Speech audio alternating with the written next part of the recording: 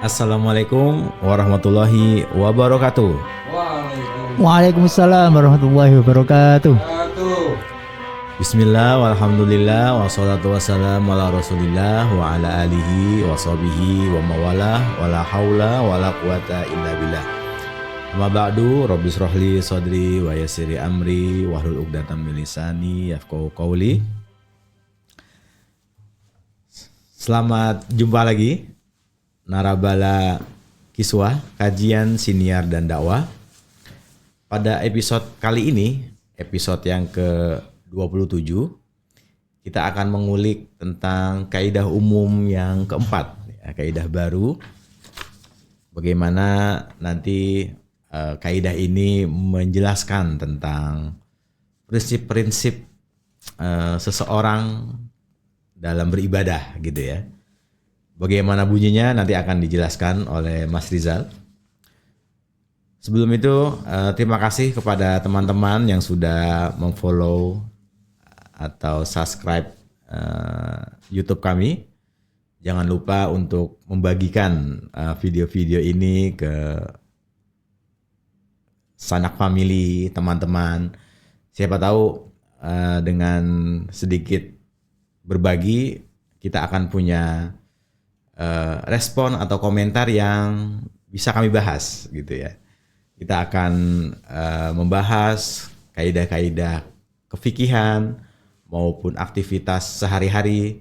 Dan bagi teman-teman yang punya usul, misalnya pengen bahas apa begitu, bisa juga silahkan berkomentar di kolom komentar YouTube.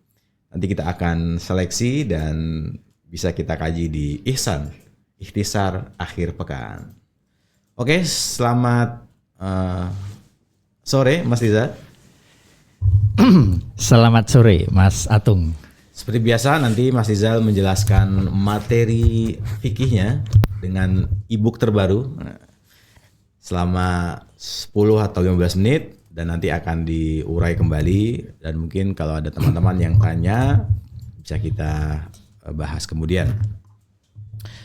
Kepada Mas Rizal kami persilahkan untuk membahas kaidah terbaru hari ini. Monggo Mas Rizal. Baik, terima kasih Mas Atung. Assalamualaikum warahmatullahi wabarakatuh. Waalaikumsalam. Bismillahirrahmanirrahim. Alhamdulillahirabbil alamin. Wa bihi nasta'in ala umuri dunya waddin. Wassalatu wassalamu ala asyrafil anbiya'i wal mursalin wa ala alihi washabihi ajma'in. Amma ba'du. Rabbi shrah li sadri wa yassir li amri wahlul 'uqdatam min lisani yafqahu qawli. Seperti biasa kita buka dengan membaca surah Al-Fatihah. Semoga apa yang kita kaji barokah, manfaat fiddini wa dunya wal akhirah. Kebalik ya, manfaat dulu ya. Ya, fiddini wal akhirah. Al-Fatihah. A'udzubillahi bismillahirrahmanirrahim. Alhamdulillahirabbil alamin arrahmanirrahim maliki yaumiddin. Shiratal ladzina an'amta 'alaihim. Baik, para narabala semuanya di jagat maya ya. Kita sampai di kiswah ke berapa Mas Atung? 27. Nah, ini kita di hari Kamis tanggal 22 Mei ya. Kita live dari studio. Kita di kaidah at-tabi'u tabi'un. Nah, mungkin kita bisa tampilkan bukunya. Seperti biasa ini saya rangkum dari kitab-kitab yang saya munculkan di situ. Nah, itu ada Asbah wa Nadhoir sebagai kitab induk. Kemudian kita baca seperti biasa puisinya ya dari Faradil Bahiyah. Kemudian nanti penjelasannya ya dari Mawahibus Saniyah, dari Fawaidul Janiyah. Juga yang paling banyak saya kutip adalah dari Asbah wa Nadhoir ya. Nah, kita kasih judul untuk tema ya, kajian versi kitabnya. Kalau versi YouTube-nya kaidah menjadi follower. Ya, untuk versi kitabnya kita kasih nama Husnut Tawabi fi Qaidati Tabi. Ya kita akan menjelas tentang ya cara terbaik untuk mengikuti kira-kira gitu ya. Nah, kita ada beberapa kaidah anak nanti ya. Dari kaidah at-tabi'u tabi'un. At-tabi'u pengikut, tabi'un hukumnya mengikuti yang diikuti. Nah, ini ada beberapa anak kaidah. Yang pertama, at-tabi'u la yufradu bil hukmi. hukum pengikut itu mengikuti induknya, mengikuti yang di-follow, mengikuti yang diikuti. Dia tidak bisa berdiri sendiri. Satu. Kaidah yang kedua, at-tabi'u yaskutu bisukutil matbu'i. Pengikut akan ikut gugur ketika yang diikuti gugur. Ya, karena dia hanya mengikuti. Ya, ada kaidah yang mirip ya kalau di asbah ya, ada tanbih di situ. Al far'u yaskutu bisukutil asli. Sama sebenarnya. Jadi kalau tim redaksi ini ya berhari-hari ya diskusi nyari judul apa yang pas gitu ya. Itu ada banyak versi ya. Sama sebenarnya para ulama dulu merumuskan kaidah ini tuh ada banyak versi, direvisi, dikritik sampai akhirnya menjadi kaidah yang terakhir ya. Tentu yang terakhir yang paling bagus gitu ya. Bukan berarti yang sebelumnya tidak bagus, tidak. Ya sebagaimana Imam Ibnu Malik ya, penghargaan kepada para pendahulu ya itu harus hukumnya, karena tanpa pendahulu ya yang datang kemudian tidak mungkin bisa melanjutkan gitu ya. Jadi kalau yang datang kemudian lebih bagus seharusnya memang begitu ya. Nah ini al-far'u yaskutu bisukutil asli. Nah, kaidah yang mirip adalah at-tabi'u yaskutu bisukutil matbu. Sama ya. Pengikut akan gugur jika yang diikuti gugur. Kaidah yang ketiga, at-tabi'u la yataqaddamu alal matbu'i. Pengikut tidak boleh mendahului yang diikuti. Yang namanya mengikuti ya berarti dia di belakang. Nah, kaidah yang terakhir, yutafaru fit tawabi'i ma la yutafaru fi ghairiha. Ada dispensasi jika statusnya ditawabi, ditempelan saja. Ma la yutafaru fi ghairiha. Tapi tidak dimaafkan ketika dia sebagai tujuan. Nah, kalau tempelan nggak apa-apa, ya, tapi kalau tujuan tidak dimaafkan. Ya, kita mulai dengan membaca puisinya. Untuk episode berikutnya kita ada sedikit perubahan barangkali ya, bukan perubahan nih, perkembangan ya. Jadi nadhom coba kita terjemahkan. Karena nadhomnya ini puitis, maka terjemahannya juga harus puitis gitu ya. Dengan tetap memperhatikan substansinya. Ya, bismillahirrahmanirrahim, kita baca dulu. Rabi'uhat tabi'uta bi'un wafi mabmuniha qawaidun la takhtafi. Nah, kaidah keempat, pengikut tetaplah pengikut. Kandungannya takkan luput. Wah, lumayan lah ya. Nah, ini lama ini mikirnya ini. Awaluha qauluhumut tabi'ula yufradu bil hukmi kama ta'assola. Anak kaidah pertama, mereka atau ahli fikih berkata, hukum adalah pengikut, tak mandiri semata. Wah, semata. Ya. Semata. Ya. Kadzalikal matbu'in yasku kadzalikal matbu'u yaskut sakot tabi'uhu kamaladaihi mundobat. Nah, jika yang pokok gugur binasa, maka pengikut pun turut tiada. Nah, lumayan. Wastus niat tahjilu fi nahwil yadi kadzalikal hurratu fil mu'tamadi. Namun ada pengecualian, dikecualikan kilauan cahaya, tahjil ya, kilauan cahaya di tangan dan kaki yang tampak nyata. Juga kilau di wajah yang berseri dalam pendapat yang kuat dan mumpuni. Mumpuninya tambahan itu biar pas i. Ya kan pendapat muktamad itu pasti keluar dari orang-orang yang mumpuni kan ya, jadi ya bisa dipertanggungjawabkan lah. Wal far'u fi ma qa'aduhu yaskutu iyaskutil aslu kama qad lobatu. Nah, cabang dari kaidah ini sebagaimana rumusan fuqaha akan gugur jika yang pokok telah hancur. Cabang akan gugur jika yang pokok telah hancur. Nah, itu kaidah ya. Warubama yathbutu hukmul far'i wal aslu ghairu tsabitin fis syar'i. Namun terkadang cabang tetap membekas meski pokoknya tak berdasar jelas. Ya, ghairu tsabitin. Kaidah anak yang ketiga, tsalitsuhat tabi'ula yuqaddamu aslan alal matbu'i fi majazamu. Nah, anak kaidah yang ketiga, tak boleh didahulukan, pengikut tak boleh melebihi yang dijadikan panutan. Nah, sama tantannya. Wa fi tawabi'il umuri yutafar, wa fi tawabi'il umuri yutafaru malam yakun fi ghairiha yutafaru. Dimaafkan dalam hal yang bersifat ikutan, selainnya tak dimaafkan. Ya, selainnya ini berarti tujuan ya. Wa nahwuha fi syar'i dhimnan yutafar ma la yakunu fihi qasdan yutafar. Apa yang menjadi cabang turunan adalah dimaafkan asal bukan tujuan. Farubama qalu apa ini? Bil athna tufiro ma laisa fi awaili mutafaro. Nah, mana tadi? Terkadang dua makna dibiarkan secara tegas, searah tegas. Yang awal tak ada maaf, yang akhir dimaafkan jelas. Wali awailil uqudi akadu bimalahul akhirula yuakadu. Pada awal akad mereka tekankan, apa yang di akhir tak perlu ditegaskan. Nanti penjelasannya. Ini kalau diterjemah versi puisinya apa adanya malah membingungkan sebenarnya. Wahya ibaratun bima nan muttahid wa hadhihi tu'addu fi ma yattarid. Semua hanyalah lafadz berbeda serupa makna. Ini jadi dasar dalam kaidah yang berlaku di segala mana. Oke lah, ya lumayan lah ya.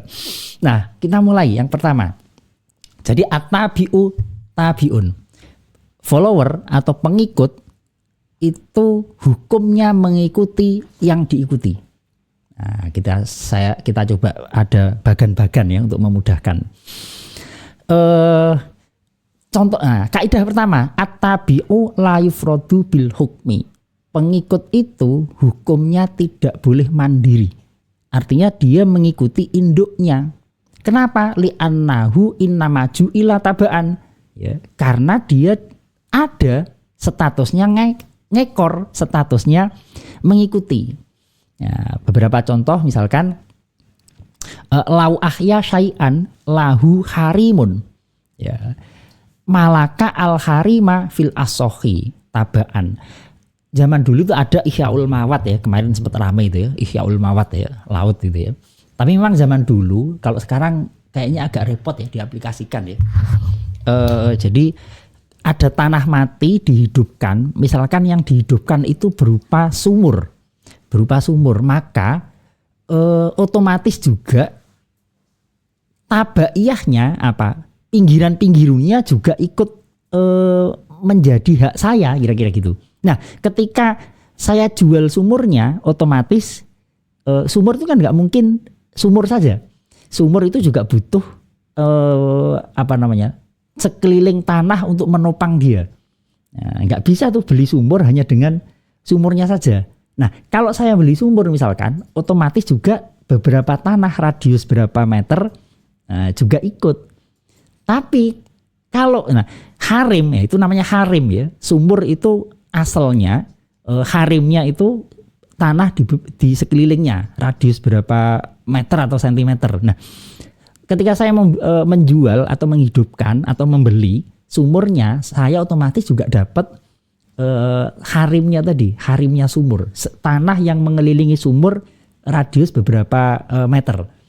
Tapi ketika saya membeli tanahnya saja, harimnya tidak otomatis dapat sumurnya, atau bahkan nggak boleh, karena hukum harim ini nginduk kepada sumurnya.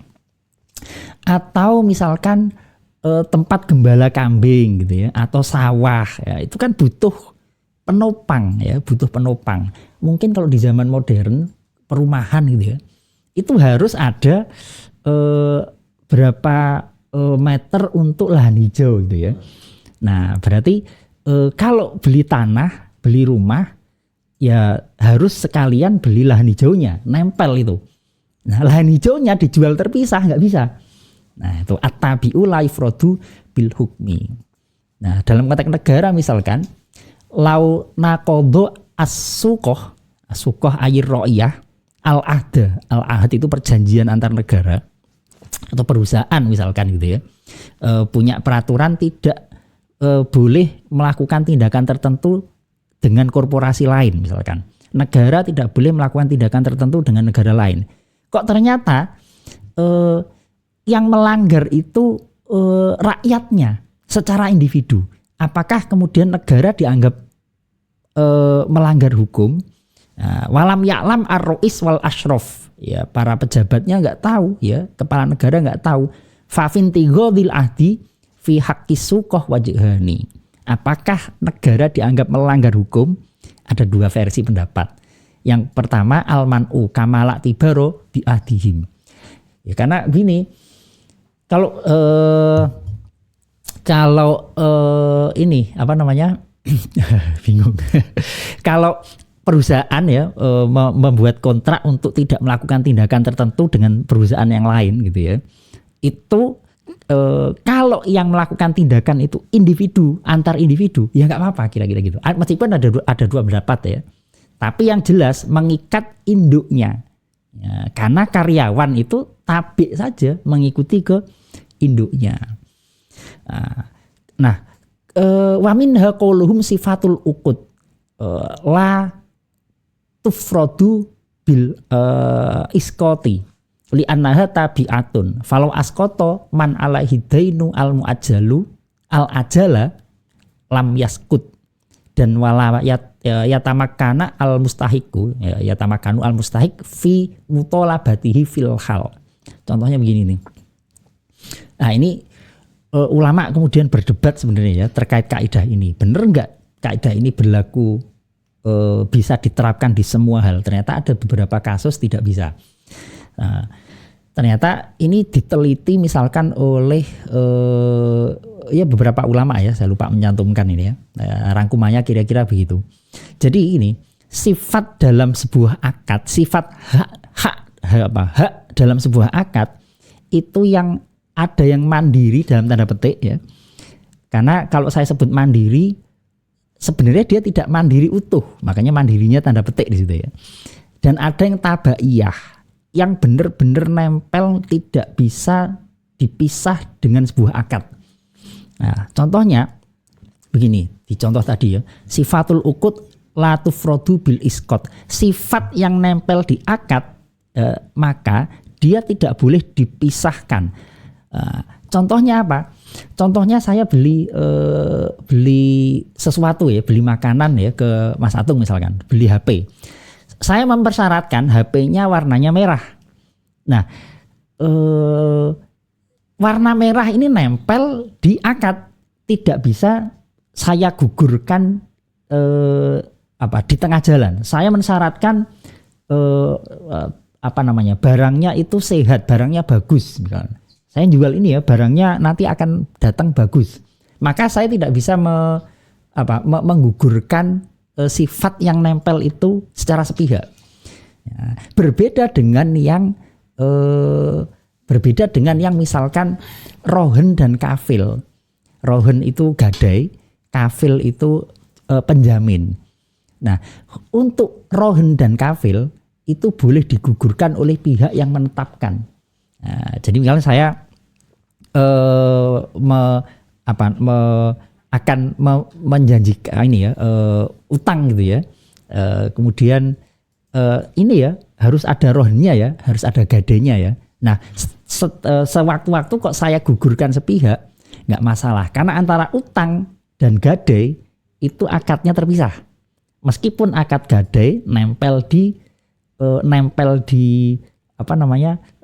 utang ya, meskipun akad gadainya nempel di utang, tapi dia akadnya terpisah. Berbeda dengan jual beli barang yang sifatnya harus bagus. Kalau beli spesifikasinya disebutkan. Nah itu nempel ya. Atau misalkan minta di tempo gitu ya. Minta di tempo. Terus tiba-tiba temponya digugurkan sepihak di tengah jalan. Tetap berlaku tempo, tidak menjadi halan kalau bahasa fikihnya, tidak menjadi tunai, tidak menjadi jatuh tempo saat itu juga. Nah, ternyata setelah diteliti oleh para ulama, kaidah ini ya at-tabi'u la yufradu bil hukmi itu berlaku untuk yang sifatul hukuk yang tabaiyah, yang nempel banget. Nah, kalau yang masih bisa dalam tanda petik mandiri ya, alla yakuna al-wasfu mimma yufradu bil akdi.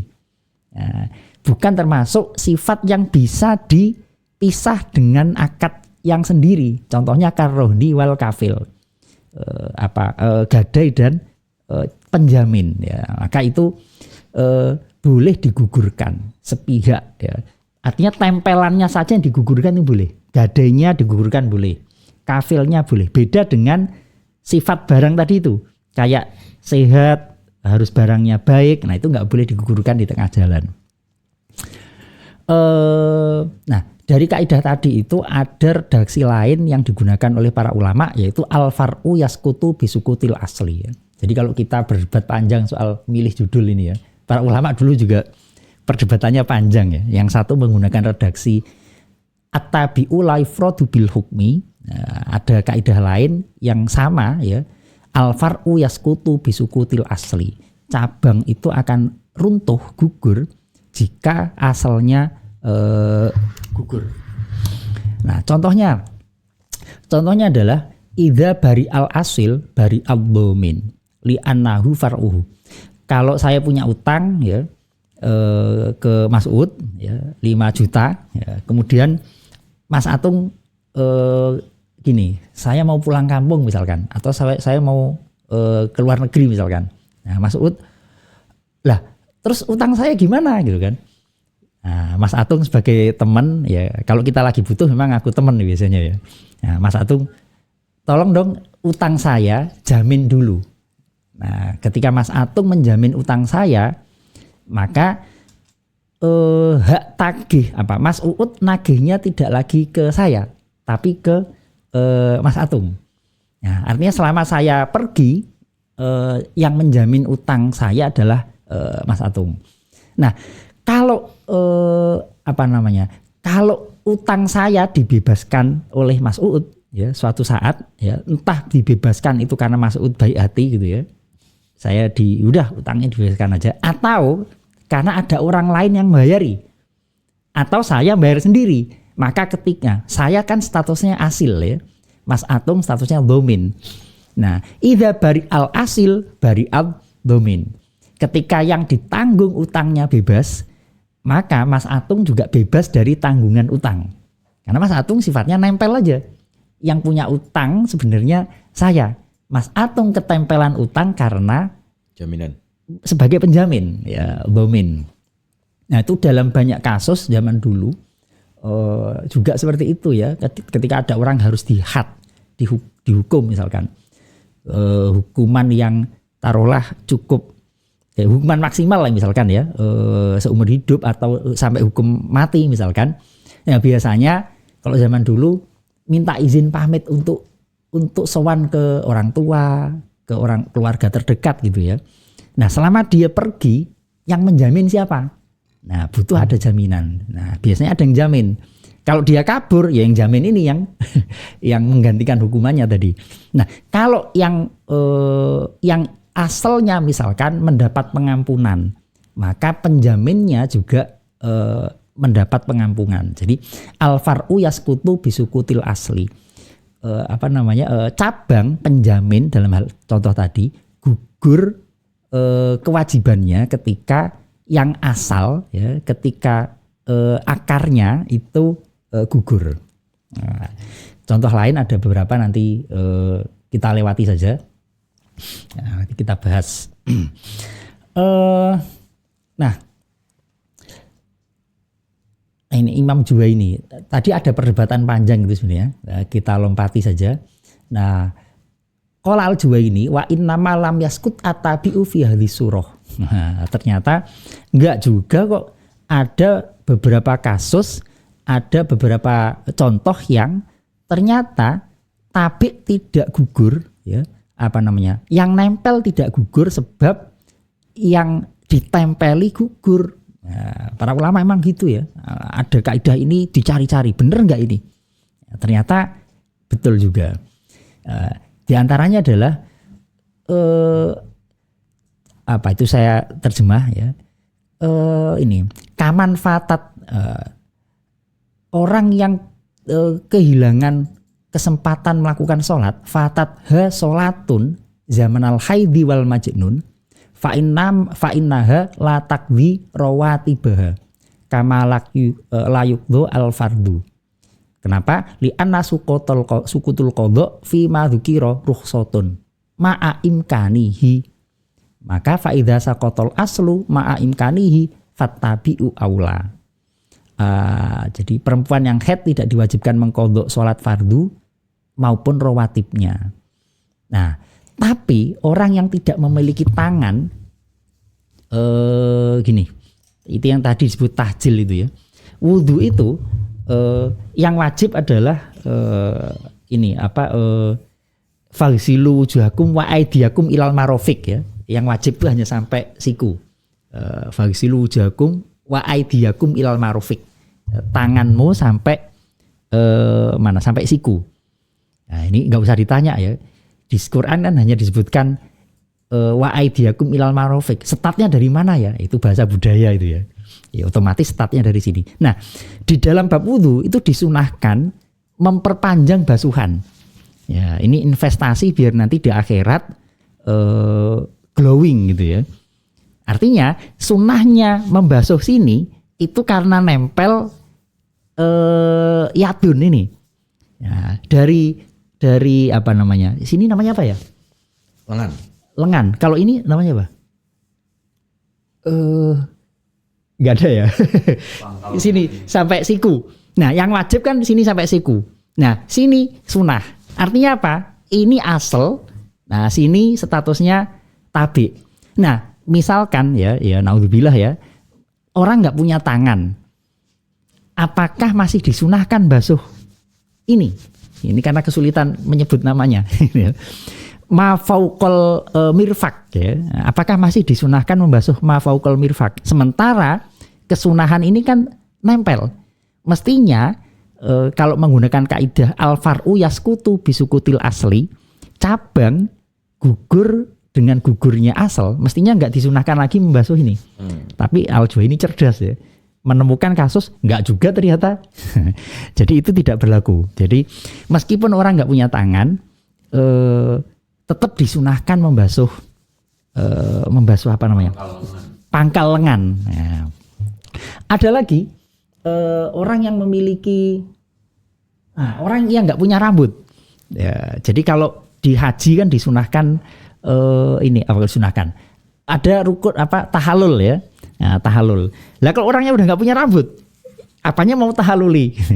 Nah, itu tetap disunahkan dengan cara ini imrorul musi alaihi. Imrorul musia ilaihi, apa bahasa Arabnya? Loh. Nah, ini wasorokal muhrim alladzi la sya'ra ala ra'sihi itu ya. Orang yang muhrim itu orang yang ihram ya, bukan yang mau nikah ya, itu mahram namanya ya. Nah, muhrim itu orang yang ihram. Nah, orang ihram yang enggak punya rambut, mestinya kan kesunahan disunahkan kan menyukur pelontos gitu ya. Tapi beberapa saja sudah cukup ya. Nah, tetap bisa disunahkan meskipun yang asal nggak ada, tapi tetap disunahkan untuk ini menjalankan ini aja, gunting diginiin aja atau alat cukur, nah, itu tetap disunahkan. Kita lanjut apa gimana Mas Atom? Boleh sambil pendalaman Mas Rizal. Oke. Ini kita sudah 27 menit. Ini sekarang alhamdulillah ada banyak perkembangan. Termasuk terjemahan syairnya Mas Rizal. Rimanya dapat sekali. Semoga tidak norak ya. Tinggal ini aja digenjrengin Mas biar ada lagunya. Wah iya penting itu. Oke, beberapa tadi saya catat Mas Rizal tentang kaidah baru ini ya. At-tabi'u tabi'un gitu ya. Kaidah menjadi followers. Entah tadi apakah kelewat atau saya kurang mendengar, belum ada landasan ininya Mas. landasan pengambilan dalil dari kaidah ini? Apakah ada ayat-ayat tertentu maupun hadis-hadis tertentu atau athar para sahabat yang dijadikan sebagai landasan hukum? Oh ya, belum muncul itu ya? Ya, belum muncul. Sebentar. Atau karena kalau di nadhumnya itu langsung ya, langsung. Kita coba buka kitab aslinya. Kita buka kitab aslinya. Bentar. Iya betul itu. kita terlena dengan terjemahan ini. Iya, fokusnya ke situ. Oke, kita lihat apakah dicantumkan. Yang tidak menyebutkan itu berarti yang Fawaqih Al-Janiyah. Di ini Faraidul Bahiyahnya. Oh, tidak menyebutkan. Tidak menyebutkan. Ini dia. At-Tabi'u. Oke. Toh, tapi ini tidak bisa muncul di nggak masalah. Nah. Loh, ternyata tidak ada ya. At-Tabi'u tabi'. Langsung Rabi'u at-tabi'u li syai'in tabi'un lahu fi hukmihi. Kita lihat tidak dimunculkan juga ya. Taba'an lil ubadi. Oke, benar. Kadza qala Asyuti taba'an lil ubadi wa tamadu atufah. Ya. Tidak disebutkan ternyata. Oh, di beberapa kitab berarti memang tidak dicantumkan ya. Tidak dicantumkan. An-nafil awal al-hibar ala syai' bi nafsihi illa ayyujaba bi annahu min takhalufi syai' bi tibana. Iya, tidak disebutkan ternyata. Nah, jadi ini murni ini berarti ya. Nanti kalau kita temukan kita sampaikan di pertemuan berikutnya ya. Tapi ini memang ini berangkat dari logika fikih ya. Jadi sebenarnya kaidah fikih itu metodenya berbeda dengan usul fikih ya. Kalau usul fikih kan dari dalil. Jadi kalau ditanya dalilnya mana, maka bisa kita temukan. Tapi kalau kaidah fikih itu perdebatan kita tuh deduktif induktif itu. Jadi dari kasus-kasus fikih kemudian ditarik menjadi kesimpulan. Nah, jadi menyimpulkan, membuat generalisasi dari kasus-kasus spesifik, kemudian dibuat rumusannya. Nah, jadi memang ada yang benar-benar dari teks Quran, ada yang dari hadis, ada yang modifikasi dari Quran. Itu pun modelnya menarik itu dari kasus spesifik, bukan dari Qurannya baru ditarik. Nah, karena memang lahirnya ilmu qawaid fikih ini adalah sesudah lahirnya fikih, baru dibuat indeksnya. Berarti emang kaidah ini agak unik nih. Uniknya artinya kalau yang kemarin-kemarinnya kan dia menyebutkan di awal-awal itu qala Rasulullah, kemudian asalnya gitu ya. Asalnya. Ini agak menarik nih. Jangan-jangan perlu ada klasifikasi tersendiri ya antara kaidah yang memang berdasarkan Al-Quran, berdasarkan Al-Hadis apa, kemudian yang tidak ada atau belum nemu lah. Kita belum mengulik apakah ini ada landasan atau tidak, atau hanya berdasarkan itu kasuistik beberapa fenomena di dalam fikih gitu. Bisa jadi memang seperti itu. Karena sekali lagi tadi saya sampaikan sebenarnya juga kalaupun ada dalil Qur'annya itu sebenarnya belakangan. Jadi dari teks dulu dikumpul-kumpulkan dulu baru ditarik ke belakang menjadi ini sesuai nih dengan rumusan di Al-Qur'an gitu. Ya. Oke, tadi Mas Ijal juga sering menyebutkan kata-kata tujuan dan tempelan. Nah, ini kalau dijabarkan gimana, Mas? Maksud dari tujuan dan itu bukan tujuan ya? Itu masuk kaidah berikutnya tadi. Ada. Atau kita bahas saja karena sudah ditanyakan. Tapi itu masih dalam kategori at-tabi'u tabi tadi. Betul. Nah, itu di kaidah keempat. Oke, boleh itu. Bisa dimunculkan lagi. Itu ada 1, 2, 3, 4. Ada 4 redaksi. Jadi tempelan tujuan dan tempelan. Nah, itu ada 4 model pilihan kalimat.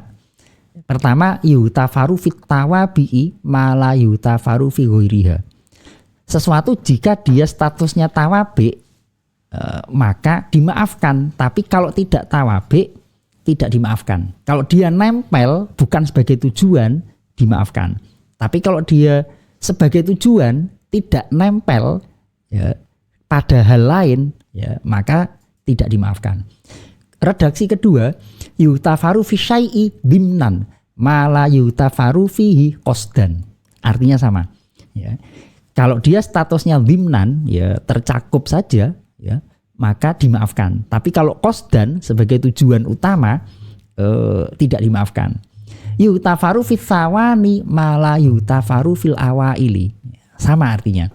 Awailul uqudi ta'akkudun bima la yu'akkadu bihi awakhiruha. Artinya sama. Nah, ini Asyuti memilih ya, wal ibaratu al ula ahsanu wa a'ammu.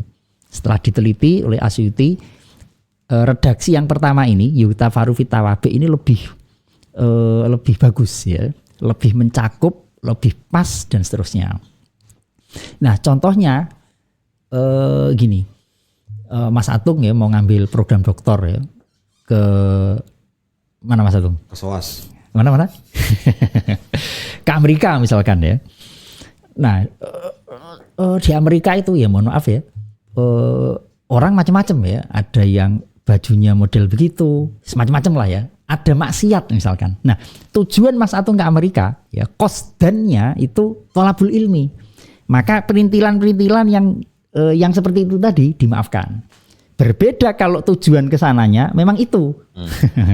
Nah, bahwa di sana dapat ilmu, berarti dibalik kan. Tujuan utamanya qasdannya itu maksiat, bonusnya dapat ilmu. Nah, ini kebalik ini. Nah, tapi kalau ya karena sebagaimana kaidah-kaidah kemarin ya, di dunia ini nggak ada yang pure 100% benar putih, itu nggak ada.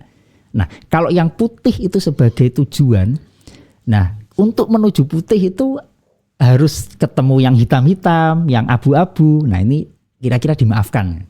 Ya, secara fikih masih boleh melakukan rukhsah. Tapi kalau tujuan ke sebuah tempat itu memang sudah hitam dan di tengah jalan ada putih-putih, nah ini kan qasdannya bermasalah. Nah, kalau contoh di bab ibadah misalkan wa min furu'iha sujudut tilawati fis shalah. Ya juzu ala rohilah qat'an tabaan wajaro fihi khorijaha khilafun listiqlalihi. Sujud tilawah itu harus dilakukan dengan sujud ya, nempel di tanah. Nah, kalau saya pas naik kuda misalkan ya, boleh nggak saya sujud tilawahnya dengan isyarat? Nggak boleh. Sholat di atas kendaraan itu boleh, tidak sujud ya. Ada sejumlah dispensasi ketika kita sholat di kendaraan.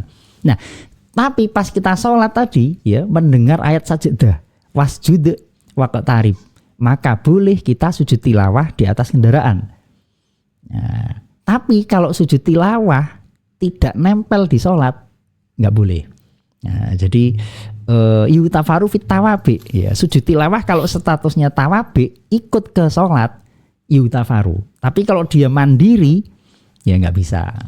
Ya, berarti gimana dong kalau wasjud waqtarib ya, baca subhanallah alhamdulillah itu ya. Atau kalau memungkinkan ya harus melakukan rukunnya sesuai dengan ketentuan. Nah, contoh lagi. Nah, ini agak debat panjang perdebatannya ini ya, setelah kita lihat di kitab aslinya ini ya. Al mustakmal fil hadath la yustakmalu fil khobath wa aksuhu al asohi. Tapi al asoh ya, berarti menurut kaul lain boleh. Jadi gini, mustakmal ketika menghilangkan hadas itu juga tidak boleh digunakan untuk menghilangkan najis. Nah, ya karena tawabi tidak bisa digunakan untuk hal lain. Tapi menurut qaul asoh tetap diperbolehkan. Ya, misalkan kalau kita lihat di Al-Majmu' Syarah Muhadzab itu ya. Jadi menurut jadi kita nggak perlu lintas mazhab ya, di kalangan Syafi'iyah sendiri itu perdebatannya juga kenceng dalam hal ini. Jadi saya habis wudhu misalkan, nah ketika airnya kurang dari 2 kulah ya, atau saya wudhu, saya tadai bekas wudhu saya di sebuah tempat, maka statusnya ini mustakmal. Pertanyaannya adalah, ini air kan mustakmal bekas lirofil hadas, bekas menghilangkan hadas. Boleh nggak saya pakai buat cebok? Nah, ini ada 2 call ya. Ada yang mengatakan tidak boleh dan ada yang mengatakan boleh. Yang mengatakan tidak boleh alasannya ya mustakmal ya, seperti yang digunakan di kaidah ini. Tapi ada yang mengatakan tetap boleh. Kenapa? Karena mustakmal beda. Ya, mustakmal sesudah dipakai untuk menghilangkan hadas dengan mustakmalnya najis itu berbeda. Satu. Yang kedua, bekas mustakmalnya menghilangkan hadas itu nggak kelihatan kasat mata bekasnya, berbeda dengan bekas menghilangkan najis, sehingga untuk digunakan di kamar lain kira-kira gitu. Ini kan kamarnya menghilangkan hadas, ini kamar menghilangkan najis. Nah, kamar menghilangkan najis menggunakan air bekas, bekasnya air untuk bersuci dari hadas. Nah, masih diperbolehkan. Nah, tapi ini sekali lagi ada perdebatan ya di kalangan ulama. Tapi kalau di bab air itu kan ada istilah tohir goiru mutohir ya.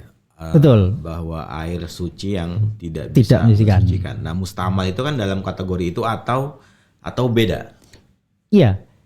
Mustakmal jadi gini, mustakmal satu kamar tapi dipakai ke kamar lain statusnya tidak mustakmal. Itu untuk pendapat yang muqabilul asoh ya. Tapi menurut qaul asoh tetap nggak bisa. Kamar sini mau kamar sini, jadi air mustakmal itu suci ya. Suci dengan catatan tidak ada bekas najis yang masih nempel di situ dan kurang dari 2 kulah. Nah, kalau bekas wudhu kan nggak mungkin. Tetap kelihatan air kan. Bekas mandi besar, nah untuk bekas menghilangkan hadas.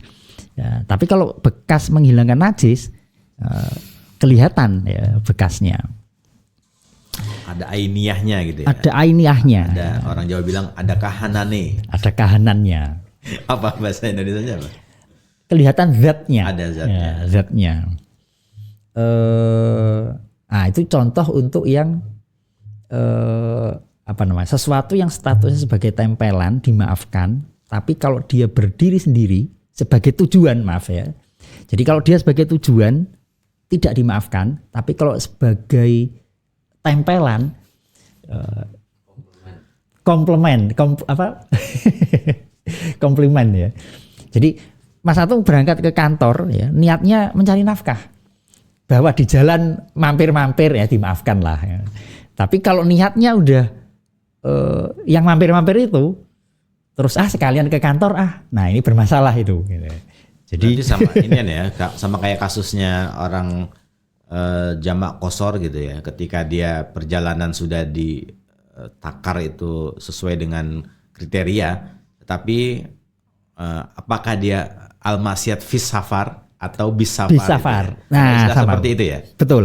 Nah, ketika dia berniat dalam perjalanan itu mencari maksiat, maka dia tidak boleh mengambil rusoh jamak qasharnya. Betul. Tapi ketika dia sudah mengambil perjalanan, tiba-tiba di tengah jalan ada maksiat, maka dia tetap bisa mengambil rusoh. Bahwa maksiatnya tetap dosa statusnya, ya tetap dosa.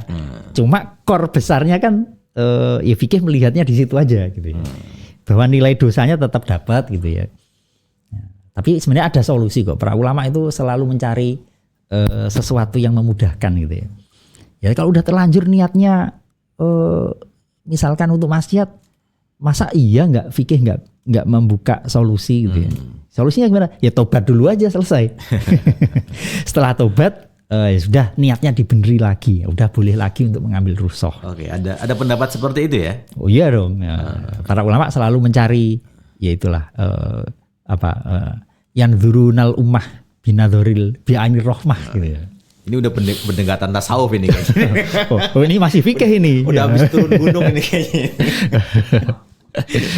Oke. Oke. Menarik. Selalu ada hilah, bukan hilah ya, tapi solusi yang memang itu bisa dilegalkan gitu ya. Khilah itu nggak masalah kok. Kalau untuk mencari maslahat itu diperbolehkan.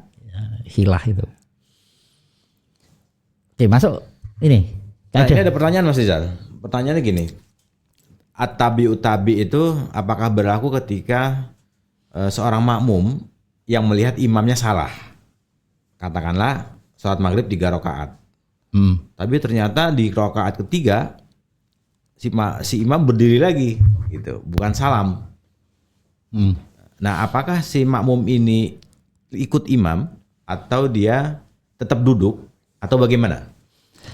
Menurut kaidah ini. Nah, untuk hal ini dia ada dua opsi ya. Tapi yang jelas dia tidak boleh mengikuti. Nah, jadi kalau dia mengikuti, yang dipakai dalam hal ini adalah bima fi dzonil makmum.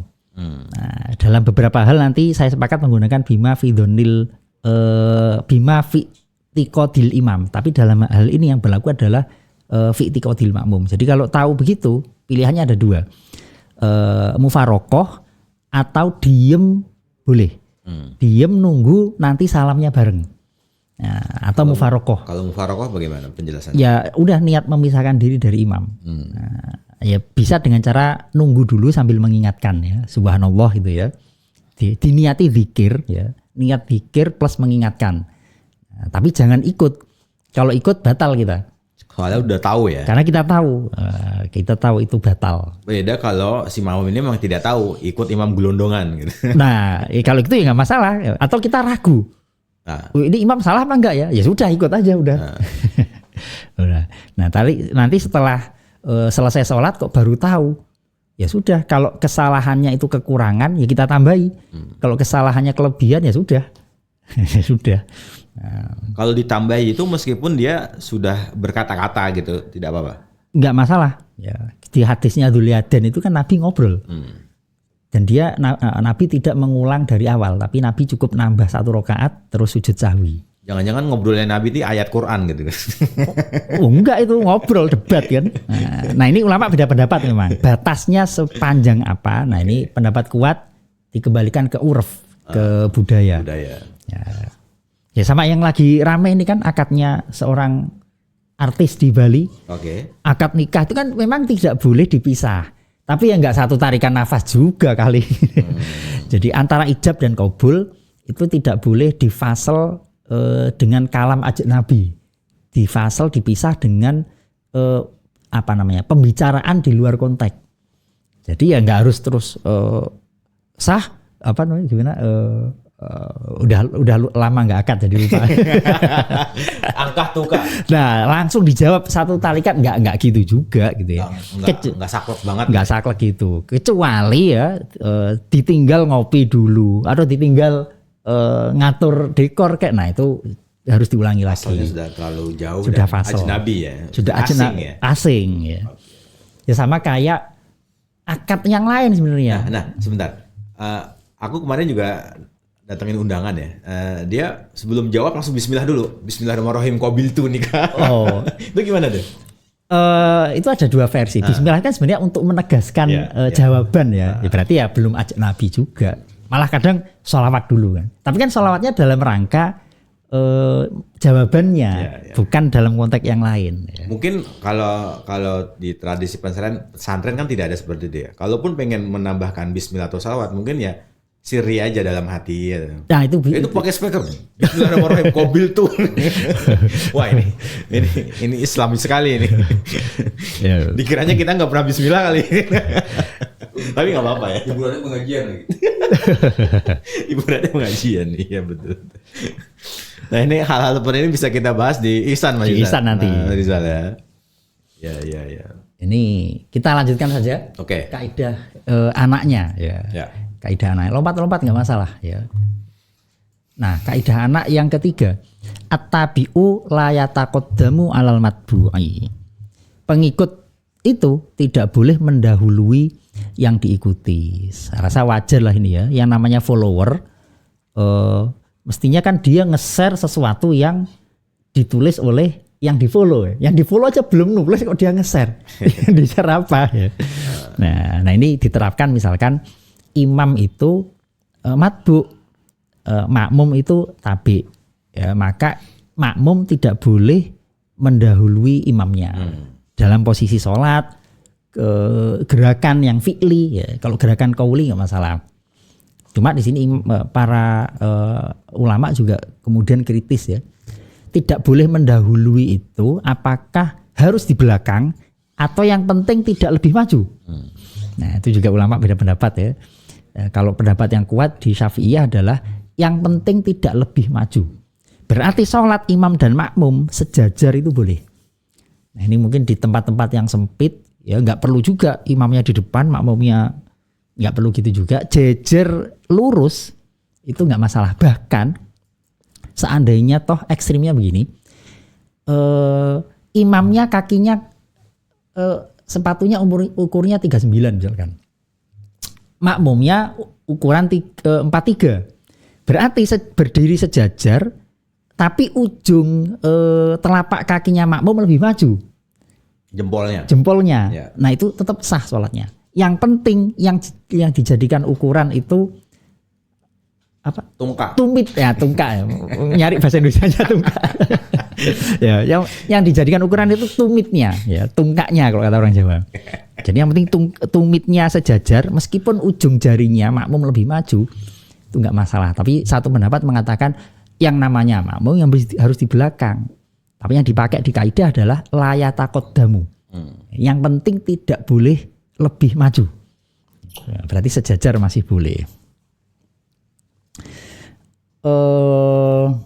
Nah contoh di muamalah ya, akad utang itu boleh disertai dengan jaminan. Nah, kita kenal dengan akad gadai atau rohen ya.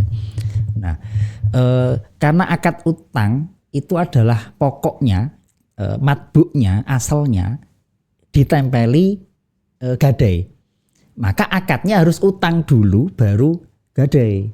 Nggak boleh akad gadai dulu baru utang.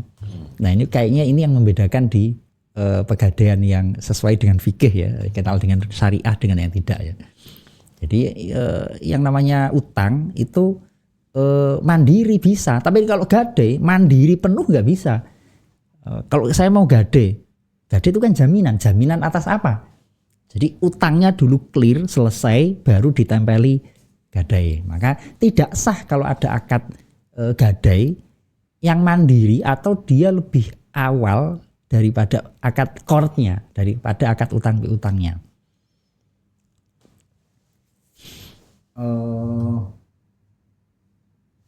Nah itu contoh di muamalah. Nah ini yang banyak kejadian ini ya di sholat Jumat.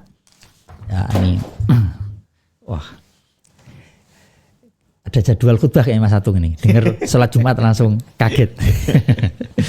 Nah di sholat Jumat, ini yang banyak kita dapati terutama di komplek di perkotaan ya. Karena komplek di perkotaan ya, terutama di Jakarta dan penopangnya, itu penghuninya akan utuh selain hari Sabtu Minggu ya. Senin sampai Jumat itu paling penghuninya anak-anak kecil, orang-orang yang udah sepuh atau mungkin orang-orang luar. Ya, yang paling banyak anak-anak kecilnya. Nah, akan berbahaya begini. Di dalam bab sholat Jumat itu ada yang orang berkewajiban sholat Jumat dan sholat Jumat sah dengan kehadiran dia. Ada juga orang yang berkewajiban sholat Jumat tapi dia sebagai pelengkap saja. Ya, sebagai pelengkap ini misalkan anak-anak kecil itu tidak bisa musafir, kalau zaman dulu budak gitu ya, atau perempuan. Jadi kalau di mazhab Imam Syafi'i ya, sholat Jumat itu harus waduh. Ya, mau khutbah kayaknya. Jadi sholat Jumat itu harus dihadiri oleh 40 orang sejak start khutbah, bukan ketika takbir. Jadi sejak khutbah itu harus ada 40 orang termasuk khotib. Berarti 39 lah ya, jamaah dan 1 orang khotib. Kalau Dan 40 orang yang hadir ini harus orang yang berkewajiban dan yang bisa menyebabkan sahnya sholat Jumat. Ya, yang man yajibu alaihim dan tan akidu bihim. Kalau bahasanya kitab itu ya. Jadi bagi mereka secara individu sholatnya wajib, tapi mereka juga menyebabkan bilangan 40 peserta Jumat itu kuotanya terpenuhi.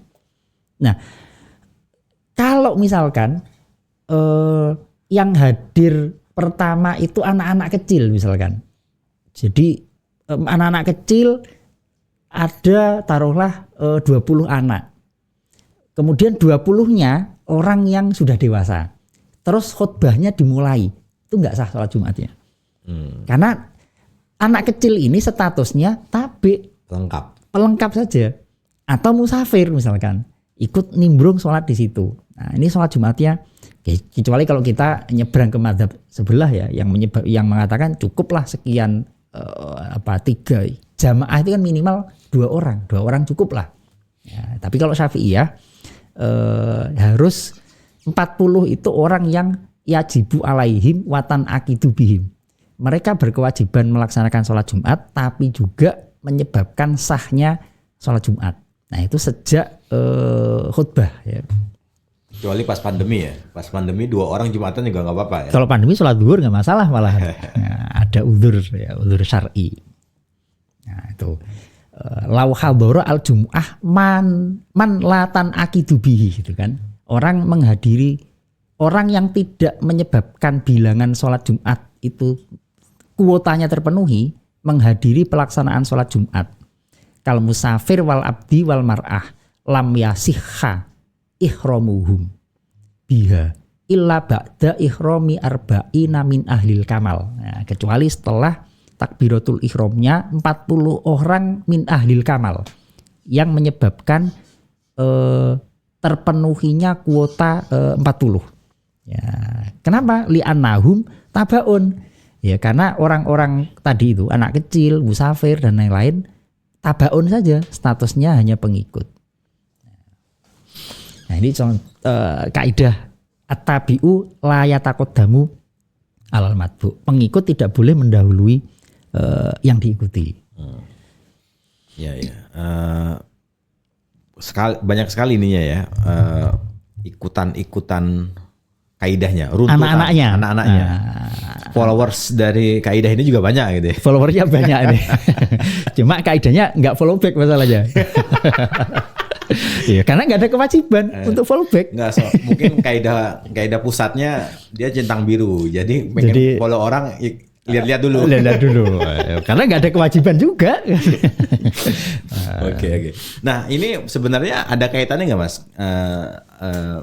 Kaidah at-tabi ini di ilmu nahwu. Ilmu nahwu kan juga ada kan babut tawabi yang ada arbaatun naat, kemudian ada taukid. Boleh nggak ya naat mendahului man'utnya? Kalau di nadhom boleh. Tapi kalau di redaksi bahasa secara formal kok setahu saya nggak boleh ya. Bukan tentang pendahuluannya, tentang harokatnya. Harus ya itu ya. Jelas itu harus mengikuti berapa 4 dari 10 itu kan. Ya, mudzakkar muannasnya. Mufrad tasniyah atau jamaknya harus ikut. I'rabnya harus ikut. Ma'rifat nakirohnya harus ikut. Nah, kalau dalam hal ini ya harus ya. Jadi kaidah ini bisa dipraktikkan di ilmu bahasa. Di ilmu bahasa sebenarnya. Oke. Ya betul, sepakat itu ya. Kayak misalnya Bismillahirrahmanirrahimi.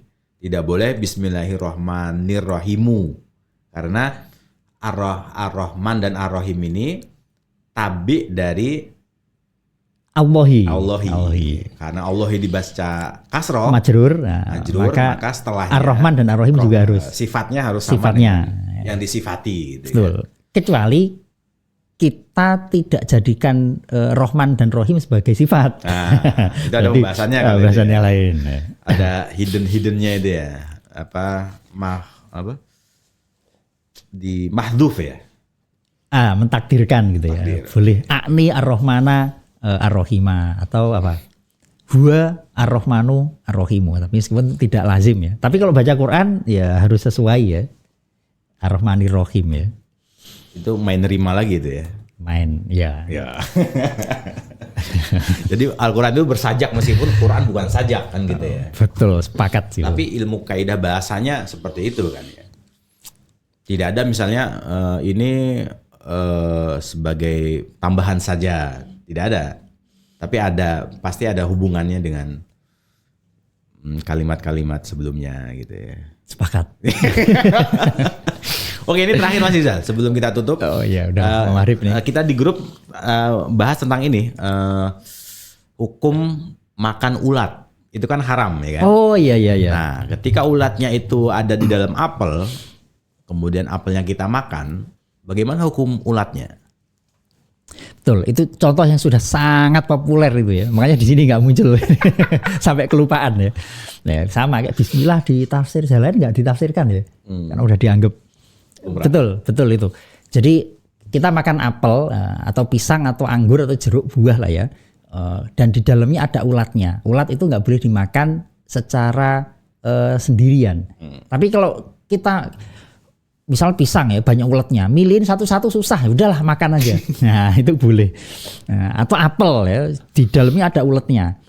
Ini susah ini ya sudah makan ini aja. Sekalian. Jadi meskipun boleh. Sengaja dan tahu itu juga nggak masalah, orang niatnya makan apel, kecuali kita ambil ulatnya kita makan. Okay. Nah itu nggak boleh. Itu masuk kaidah yang pertama tadi itu. At-tabi'u la yufradu bil hukmi. Jadi kalau kita makan apelnya plus ada ulatnya boleh.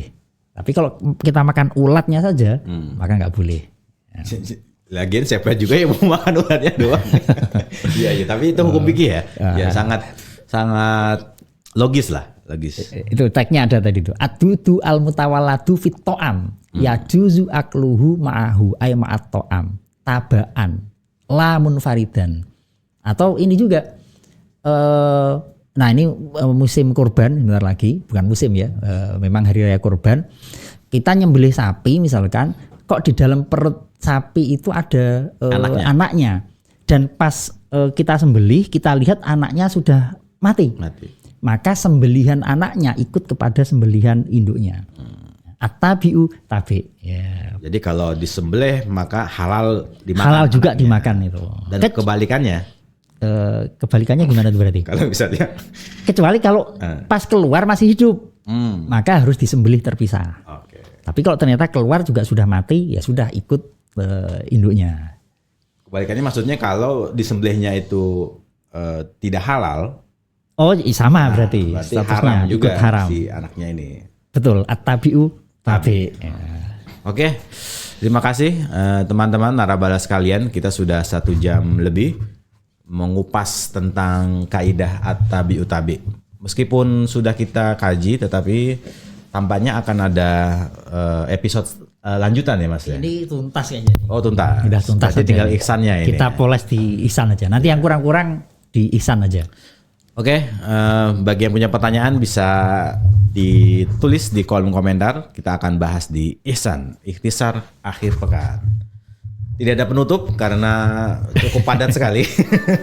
Takut kalau dikasih penutup malah buyar. Oke. Karena belum dapat kayaknya deh. Sampai jumpa di episode selanjutnya. Mohon maaf, terima kasih. Wassalamualaikum warahmatullahi wabarakatuh. Hembusan nafas kita